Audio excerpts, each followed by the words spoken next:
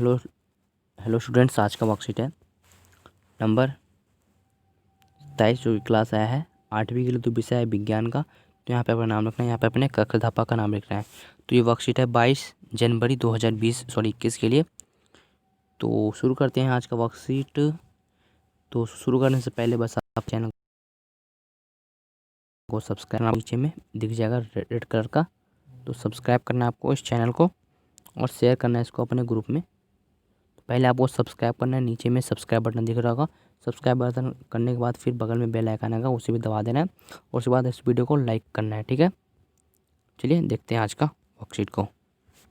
तो वर्कशीट शुरू करने से पहले प्लीज़ सब्सक्राइब दिस चैनल। देखिए, आज हम जानेंगे जंतुओं में जनन। हम जानते हैं जनन एक जैविक प्रक्रिया है, ठीक है, कि जिसमें एक नया जीव उत्पन्न होता है। यह पृथ्वी पर जीवन की यहाँ पे आ जाएगा निरंतरता के लिए आवश्यक है। यह दो क्रम का होता है। देखिए, जो फर्स्ट होता है हमारा, फर्स्ट है लैंगिक जनन। एक नए जीव की उत्पत्ति के लिए दो जीव, नर मादा दोनों आवश्यक है। एक होता है अलैंगिक जनन, जिसमें एकल जीव एक नए जीव की उत्पत्ति के लिए प्राप्त है। ठीक है, इसमें बताया गया है कि दो किस्म के मतलब कि जो जीव होता है, नया जीव उत्पन्न करने के तरीके हैं। तो एक है लैंगिक और एक है अलैंगिक। जो लैंगिक जीवन है उसमें दो लोगों की आवश्यकता होती है, जिसकी नर और मादा। और जो अलैंगिक है उसमें सिर्फ एक ही जीव की उत्पत्ति के लिए प्राप्त है, मतलब कि एक ही जीव उसमें चाहिए। ठीक है, चलिए अब आगे देखते हैं कि जैसा कि हम पिछली कक्षा में पढ़ चुके हैं कि लैंगिक जनन करने वाले पौधे में नर मादा, ये देखिए सॉरी इधर पे दिख नहीं रहा है, ठीक है, मादा जनांग होते हैं, जो सामान्यतः पादप के फूल पुष्प में स्थित होते हैं। जंतुओं में भी नर मादा और मादा में अलग अलग जनन अंग होते हैं। चलिए अब देखते हैं इसके नेक्स्ट पेज को। तो हम आ गए हैं नेक्स्ट पेज में। तो हम कहाँ पे थे, यहाँ पे होते हैं जनन अंगों का एक मुख्य कार्य युग्मक का निर्माण करना होता है। ये उग्मक संलयित हो युग्मज का निर्माण करते हैं। यह युग्मज भ्रूण में और भ्रूण एक नए जीव में विकसित होता है। नर और मादा युग्मकों के संलयन द्वारा इस प्रक्रम की जनन को लैंगिक जनन कहते हैं। ठीक है, तो किसको कहते हैं, मतलब देखिए यहाँ पे दिख जाए आपको, नर मादा युग्मकों के संलयन द्वारा इस प्रकार को जनन लैंगिक जनन कहते हैं। अगर किसी में क्वेश्चन आ गया कि लैंगिक जीवन किसे कहते हैं, तो हम यहाँ से इसका आंसर देंगे कि नर मादा युग्मकों के संलयन द्वारा इस प्रकार को जनन को लैंगिक जनन कहते हैं। अब आगे देखते हैं, यहाँ पे देखिएगा कि नर युग्म शुक्राणु और मादा युग्म पिंड और अंडाशु। ठीक है, तो इसमें है युग्मनज और फिर नया जीव, मतलब कि इसमें नर युग्म शुक्राणु को मिलाकर फिर मादा युग्म डिंब या अंडाणु में फिर आते हैं युग्मज, फिर उसके बाद आ जाते हैं नया जीव पर। ठीक है, मतलब कि इन दोनों को जोड़कर मिलते हैं युग्मज, फिर उसके बाद होते हैं नया जीव का जन्म हो जाता है। चलिए अब आगे देखते हैं। आइए हम मनुष्य के जनन तंत्र के बारे में जानते हैं और उसमें जनन की प्रक्रिया को अध्ययन करें। मनुष्य में लैंगिक जनन, नर जनन तंत्र। चलिए इसको नेक्स्ट पेज में पढ़ते हैं। पहले इसको पढ़ लेते हैं।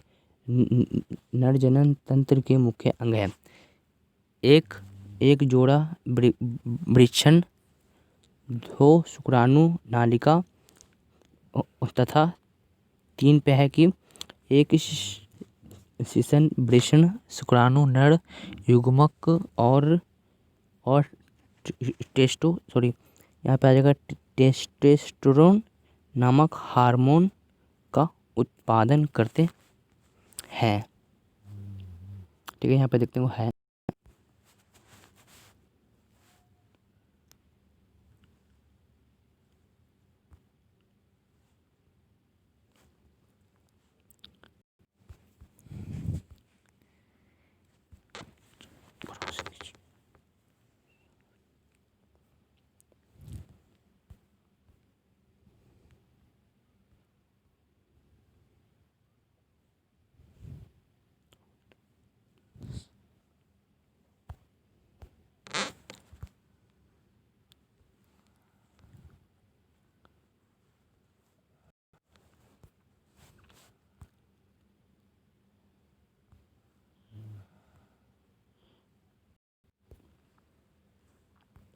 तो अब इसमें देखेंगे हम, देखिए यहाँ पे होते हैं एक और जीव, जो सेकंड होता है उसे कहते हैं लैंगिक जनन।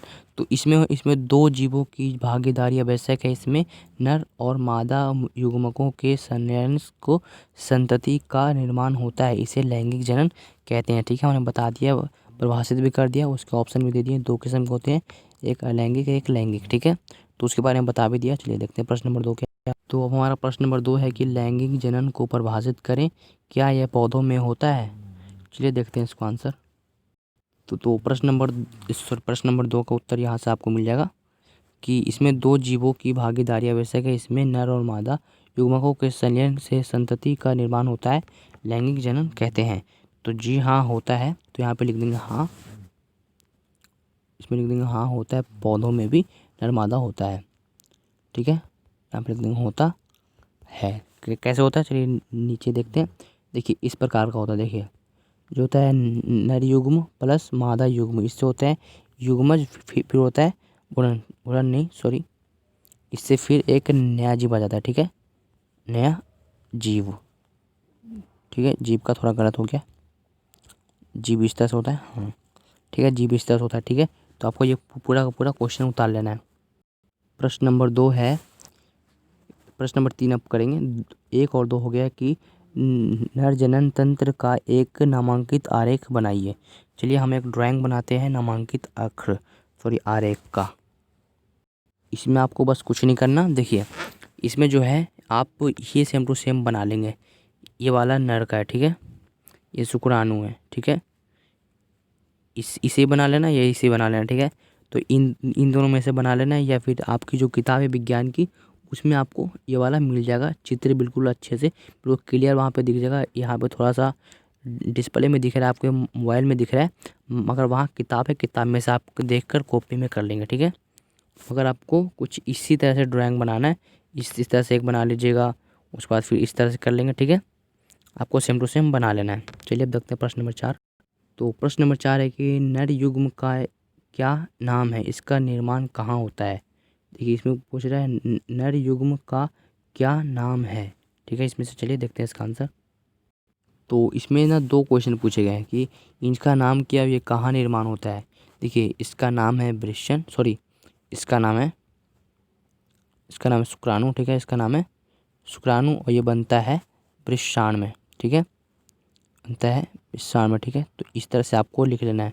तो जो फर्स्ट इधर से देखिएगा, इधर पे नर युग्म का नाम, तो नर युग्म का यहाँ पे हो गया, और इसका निर्माण कहाँ होता है, इसका निर्माण होता है वृषण में। ठीक है, तो इस तरह से हो गया।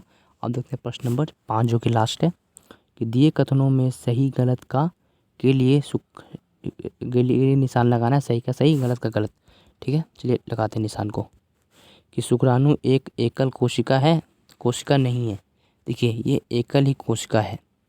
ठीक है, तो ये गलत हो जाएगा। ठीक है, अब देखते हैं दूसरा कि वृषण शुक्राणु और टेस्टोस्टेरोन हार्मोन का उत्पादन करते हैं। तो हाँ करते हैं, तो ये सही है। ठीक है, ये करते हैं, तो ये हमारा एक पे गलत आ जाएगा, एक पे सही आ जाएगा। ठीक है, तो इस तरह से आज का वर्कशीट कंप्लीट। अगर आपको वीडियो पसंद है तो लाइक करें, कमेंट करें और चैनल को ज़रूर सब्सक्राइब करना है। सब्सक्राइब बटन नीचे में दिख जाएगा जिस पर सब्सक्राइब लिखा होगा, इसको सब्सक्राइब कर देना। तो मिलते हैं तब तक के लिए।